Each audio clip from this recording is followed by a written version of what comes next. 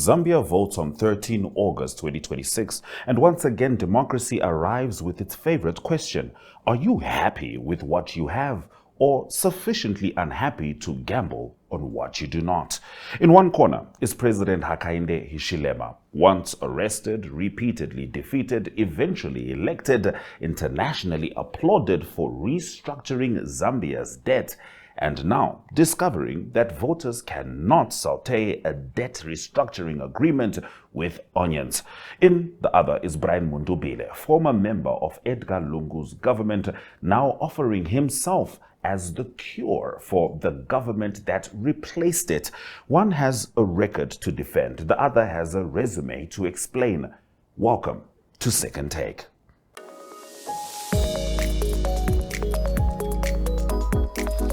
There is persistence, there is resilience, and then there is Hakainde Hichilema running for president. Before Zambia finally gave him State House in 2021, the country had told him no 5 times. Most people receive 5 rejections and reconsider the application itself. Hichilema appears to have reconsidered Zambia. Born in 1962, businessman, farmer, and eventual holder of the affectionate political nickname Bali, Hichilema assumed leadership of the United Party for National Development after the death of its founder, Anderson Mazoka. What followed was not so much a presidential campaign as a long-term tenancy agreement with opposition politics. He ran in 2006, lost, returned in 2008, lost, came back in 2011, lost again. By this point, democracy and Hichilema were essentially in a relationship where one party kept saying, maybe next time, and the other kept arriving dressed for the wedding. Then came the 2015 presidential by-election following the death of Michael Sata. Hichilema faced Edgar Lungu and lost by fewer than 28,000 votes. That is close enough to make defeat feel less like rejection and more like a clerical error. So naturally, he returned in 2016, another loss, another dispute, another round of political tension, and somewhere along the way, the rivalry between Hichilema and Lungu stopped being a simple contest between two politicians and started resembling a national argument with motorcades. In April 2017, police entered Hichilema's compound and arrested him on a treason charge arising from an incident in which his convoy allegedly failed to give way to the presidential motorcade. Now, in most countries, a disagreement on the road earns you what's called a traffic fine, a stern look, perhaps an enthusiastic horn. In Zambia, for a brief moment, it apparently had constitutional ambitions. Hichilema spent roughly 4 months in detention before the charge was dropped in August 2017.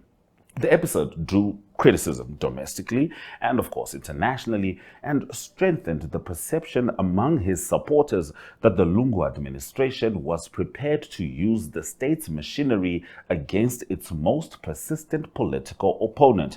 It also transformed Hichilema's story. He was no longer merely the businessman who kept losing elections. He was now the opposition leader who had been jailed, politically hardened, and perhaps most importantly, given the one thing every opposition politician wants almost as much as votes: a compelling story about persecution.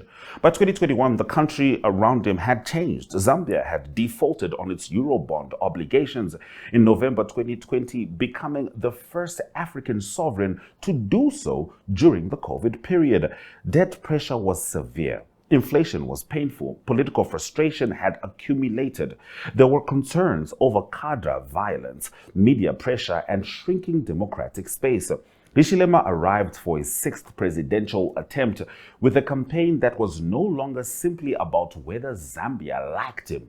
It was about whether Zambia had enough of everything else. And this time, Zambia said yes. He won roughly 59% of the vote against Lungu's 38%, a margin large enough to remove any sense of ambiguity, conspiracy, and calculators from the immediate conversation. He was inaugurated on 24 August and finally moved from the political waiting room into the office he had spent 15 years trying to occupy. And this is where the story becomes interesting. Opposition is a wonderful profession because your job description is essentially to point at a problem and say, look at that. Government is different. Government is when somebody hands you the problem and says, fix it. Hichilema had spent years diagnosing Zambia's economic and political difficulties. Now the country handed him the clipboard. The outsider became the establishment. The man demanding accountability became the man required to provide it. The politician who could once point at State House and describe everything wrong with the people inside was now inside, discovering that the furniture looks slightly different when the complaints are addressed to you. The irony is almost too neat for jokes. Hichilema had spent years telling Zambia that leadership was the problem. Zambia eventually agreed and made him the leader. His victory carried enormous expectations. Better economic management, restored democratic space, jobs, lower living costs, and a general sense that the country had turned a corner. But political corners are funny things. Turning one doesn't mean you have arrived anywhere. It merely means you can no longer see where you started. 5 years later, Hichilema is no longer judged against what Edgar Lungu did badly. He is judged against what Hichilema promised to do better. That is the tax incumbency charges on hope. A politician can campaign on the failures of others once. After that, his own receipts become relevant. The same supporters who once celebrated his resilience now ask about results. The same electorate that cheered the arrival of Bali now wants to know whether Bali brought groceries. It is one thing to be the man who says the system is failing the people. It is another to be the man whose government must explain why some people still feel failed. And this is where Hichilema's journey from opposition to State House becomes more than biography. It becomes the central political question of 2026. Was his long apprenticeship in opposition preparation for effective leadership, or merely preparation for finally getting the job? His persistence is unquestionable. His democratic significance is undeniable, but democracy does not award incumbents marks for attendance. The question on 13 August is not whether Hichilema deserved a chance in 2021. Zambia already answered that. The question now is whether enough Zambians believe he used that chance well enough to deserve another one. And that is a far more difficult exam, because this time the answers are not written in campaign speeches. They are written in currency movements, debt agreements, food prices, jobs, electricity, salaries, and the quietly devastating mathematics of a household budget. The critic became the president. The president now returns to the electorate as a defendant armed with a record. And as every lawyer knows, the evidence is more important than the opening statement.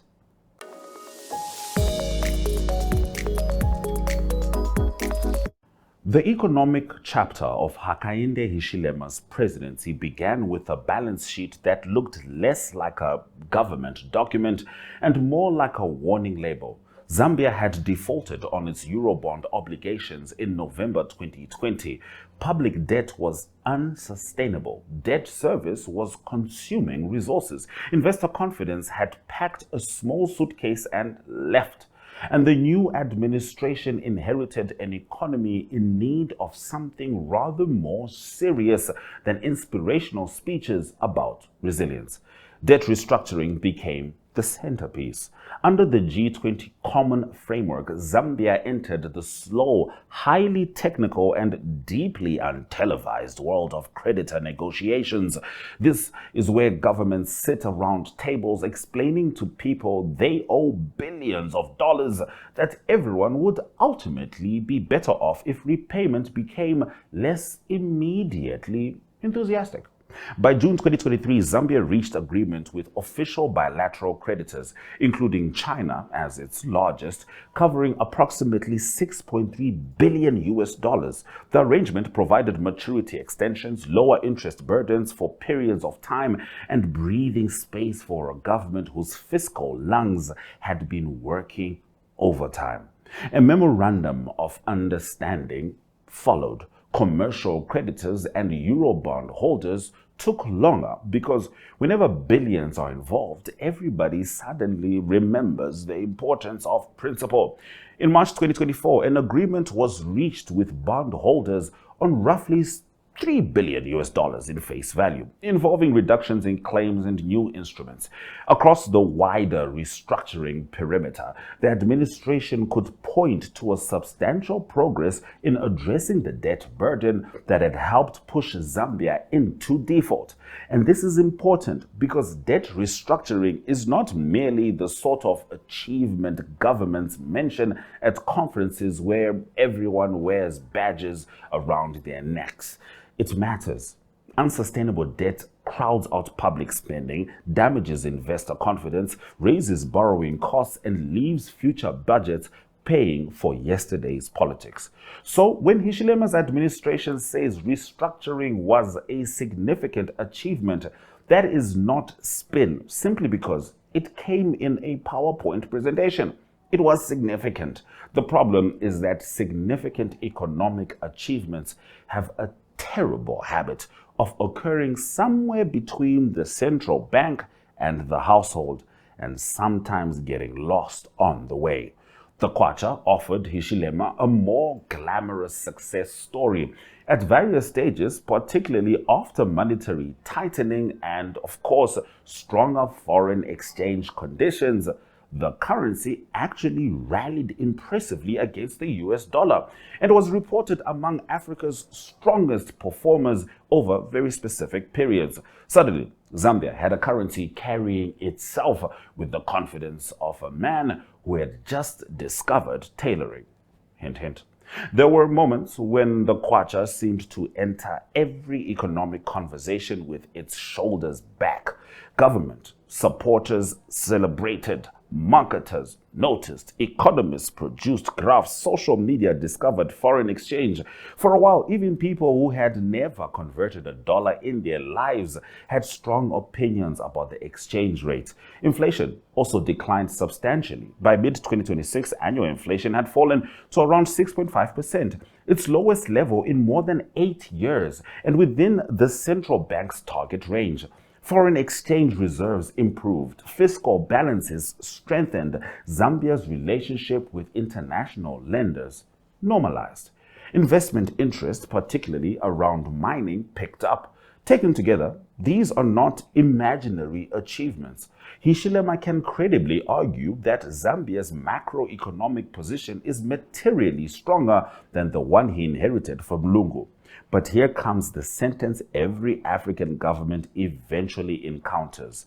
People are not macroeconomies. A country can be recovering while a household is still suffering. Inflation can fall while prices remain high. A currency can strengthen while a salary remains weak. Debt can be restructured while dinner remains unstructured. This is the political trap hidden inside economic success. Falling inflation does not mean prices fall. It means they rise more slowly. Economists understand this perfectly. A person buying Millie Meal understands it somewhat less enthusiastically. If bread went from expensive to very expensive, the announcement that it will now become even more expensive at a slower rate does not normally result in dancing. The government can therefore truthfully say inflation has fallen, while a citizen can truthfully say life is still expensive. Both can be right. Unfortunately, for the incumbent, only one of them is voting from the supermarket queue. The same applies to the Kwacha.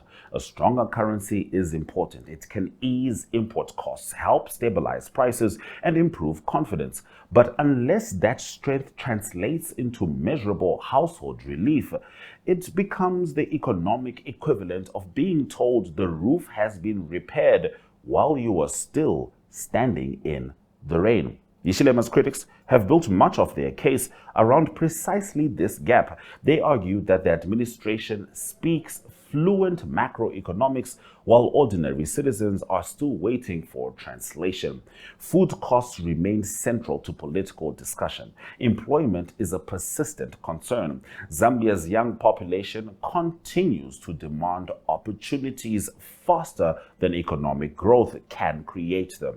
Earlier drought conditions and electricity shortages complicated the picture, disrupting agriculture, power supply, and economic activity.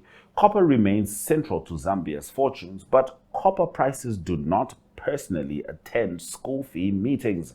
However, the government did produce some free education, and of course, they are focused on fiscal credibility. However, we have to keep the conversation open. This is why the argument over Hichilema's economic record is actually more interesting than the slogans surrounding it. His supporters are not wrong when they say the country has achieved significant stabilization. His critics are not automatically wrong when they say that stabilization has not sufficiently improved everyday life. The real argument is over sequence and patience. Hichilema's case is that you repair the foundations before decorating the house. His opponents replied that people have been living in the house during the repairs and would quite like the kitchen back. The president asks voters to see debt restructuring as the painful groundwork for sustainable prosperity. The voter asks, reasonably, when sustainable prosperity plans to introduce itself. And therein lies perhaps the defining contradiction of this election. Hichilema can stand on the stage and say Zambia is economically healthier than it was in 2021. And the person listening can stand in a market and say, fine, but I'm not. Neither statement cancels the other. Politics begins where those two realities collide.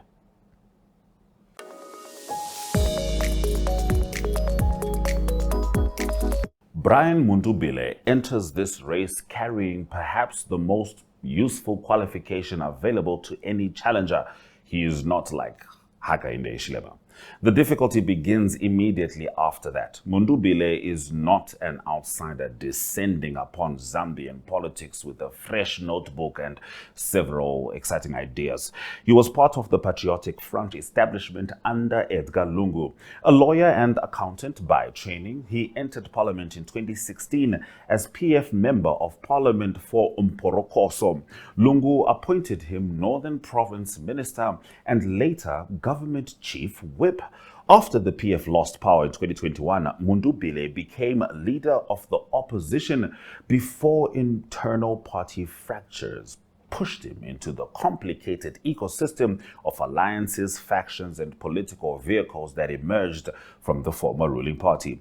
By this year, he had emerged through the Tonse Alliance as Hichilema's principal challenger, contesting under the National Reconciliation Party for Unity and Prosperity, with Makebi Zulu, Lungu's lawyer, as running mate. Politically, the combination is clear. Mundubile brings the former PF establishment. Makebi brings Lungu's legal and political legacy. Together, they offer voters dissatisfied with Hichilema a familiar bridge back toward a political constituency that still remembers the previous government with considerably more affection than Zambia's debt accountants probably do.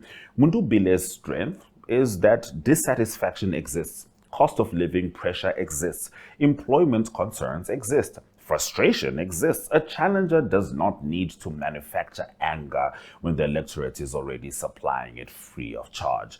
His job is to collect it. And in that regard, he has been effective. He presents himself as the alternative to an administration he argues has failed to sufficiently improve ordinary lives. He invokes poverty, living costs, governance concerns, and public frustration. He speaks to people for whom Hichilema's debt restructuring feels remote and the price of food feels personal. Politically, this is fertile ground, but being able to diagnose unhappiness is not the same thing as being ready to govern it. Mundubile's recent BBC Focus on Africa interview exposed this challenge rather neatly. He was strong when discussing what he believes Hichilema has done wrong. He was confident defending aspects of the previous PF administration. He argued that infrastructure investment under Lungu had been pro-poor and suggested that what critics saw as grand projects had been intended to benefit ordinary people. He spoke of putting women and young people at the center of economic transformation. He framed the election as a response to growing frustration. The message had emotional clarity. The machinery underneath was less visible. And presidential politics has an irritating habit of eventually asking candidates to show their workings. Empower the youth is a policy direction. How? Reduce poverty is an aspiration. How? Bring down the cost of living is a political necessity. Again, how? Put Zambians first is a slogan so naturally attractive that almost every politician in history has at some point invented a local version of it. The problem is that slogans refuse to explain tax policy. They are notoriously evasive on debt servicing. They almost never tell you what happens to public spending when copper prices fall, and they have never met a fiscal deficit they could personally close. Mundubile's difficulty is therefore not that he has no ideas whatsoever. That would be too simplistic. His challenge is that the detail of his alternative has not always been as prominent as the intensity of his criticism. That matters because removing an incumbent is one political project. Replacing the incumbent's policies is another. A campaign can run on outrage. A government cannot. At some point, somebody must open Excel. This is especially important because Mundubile carries baggage of his own. He was part of the PF government whose economic and governance record helped create the political conditions for Hichilema's victory in 2021. He cannot simultaneously present himself as the cure for current frustration and behave as though the previous administration arrived in Zambian history yesterday with no connection to him whatsoever. When he criticizes debt, voters are entitled to remember PF borrowing. When he criticizes democratic space, voters are entitled to remember the political environment under Edgar Lungu. When he speaks of a fresh beginning, somebody will inevitably ask why several people in the photograph appear familiar. This does not disqualify him. Politics is full of people who were once part of governments they later criticize. Sometimes experience is valuable. Sometimes reinvention is necessary. But reinvention requires an explanation, not simply a new campaign t-shirt. Mundubile's supporters will argue that he represents experience without the failures of the current administration. His critics will argue that he represents the old order asking to return through a different door. The truth will depend on whether he can articulate a governing program distinct enough from both Hichilema and the PF past to stand on its own. Makebi Zulu's presence as running mate intensifies the question. Zulu's association with Edgar Lungu, particularly through the burial dispute, strengthens the campaign's connection to Lungu loyalists. That may be electorally useful, but a presidential ticket cannot live permanently in memorial mode. Eventually, the future demands a speaking part, and that is the essential test for Mundubile. Can he transform anti-Hichilema sentiment into a positive program? Can he explain not simply why Zambia should change presidents, but what changes on Monday morning if Zambia does? What happens to debt policy? What happens to investor relations? What happens to currency management? What happens to youth employment? What happens to social spending? What happens to mining? What happens to the cost of millennium? What happens to institutions he says need reform? These are not hostile questions. They are presidential questions. In opposition, the microphone rewards certainty. In government, reality sends follow-up questions.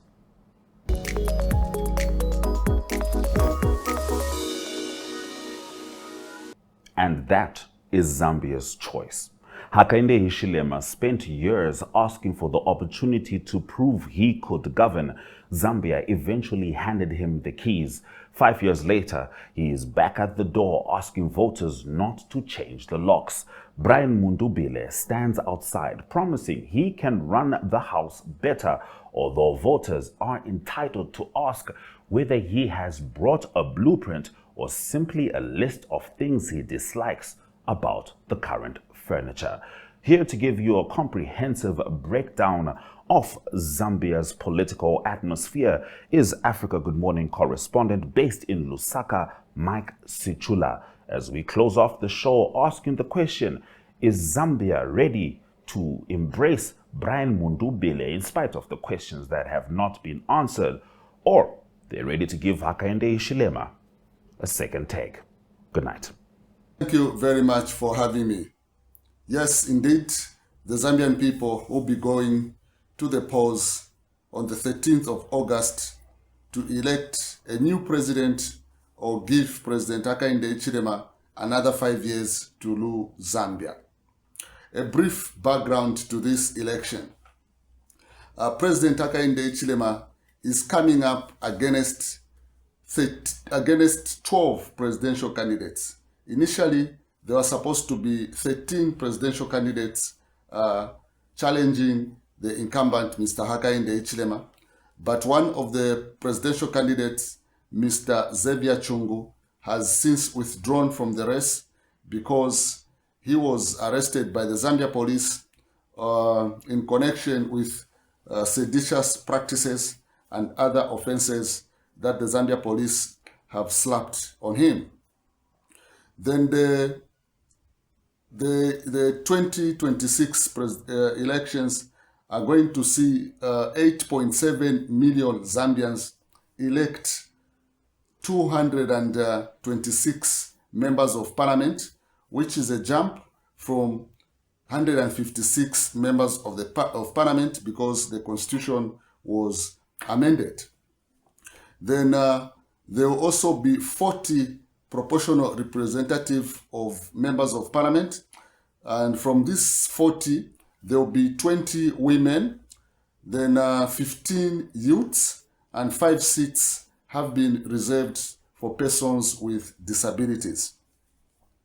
In terms of the campaign promises, the incumbent President Hakainde Hichilema is promising a continuity of the policies that his administration has been implementing in the last 5 years. And these include the provision of free education, which has seen close to over 2 million children going back to school because the government has subsidized the provision of education. And on top of that, the government is providing free meals. Then some of the new promises that the current administration is making include increased maize production, investing in alternative sources of energy, as well as economic transformation. That is what the current administration is promising. On the other hand, from the 12 presidential candidates, Mr. Brian Mundubile of the NRPUP has emerged to be a front runner as an opposition leader, and he has so far been to 9 provinces. He has held more than 60 rallies along the way. What is he promising? He is promising to come and repeal what he calls suppressive laws, and this includes the implementation of cybersecurity laws, which according to him and his running mate, Mr. Makebi Zuru, he says the implementation of the cybersecurity laws have suppressed Zambians because Zambians cannot freely speak. On the agriculture sector, Mr. Mundubile is promising increased fertilizer or agriculture inputs to farmers. He's also promising that civil servants who are working in government is going to reintroduce a debt swap. because according to him, he believes a number of government workers are in debt and they need to be supported by government so that they can come out of debt. He's also promising to continue with some of the promises that the current administration is doing, and these include the provision of free education, the social cash transfer,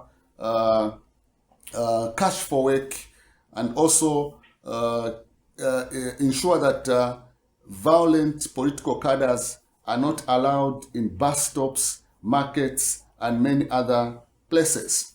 So, in terms of the biggest challenge to Mr. Hakainde Hichilema, Mr. Brian Mundubile is biggest opposition, and Mr. Hakainde Hichilema has actually acknowledged that the opposition from Mr. Mundubile is something that is good for democracy. Then something that is also interesting is that Mr. Hakainde Hichilema, who is the incumbent, has so far been to almost all the 10 provinces of Zambia, and because of his strategy, he has been able to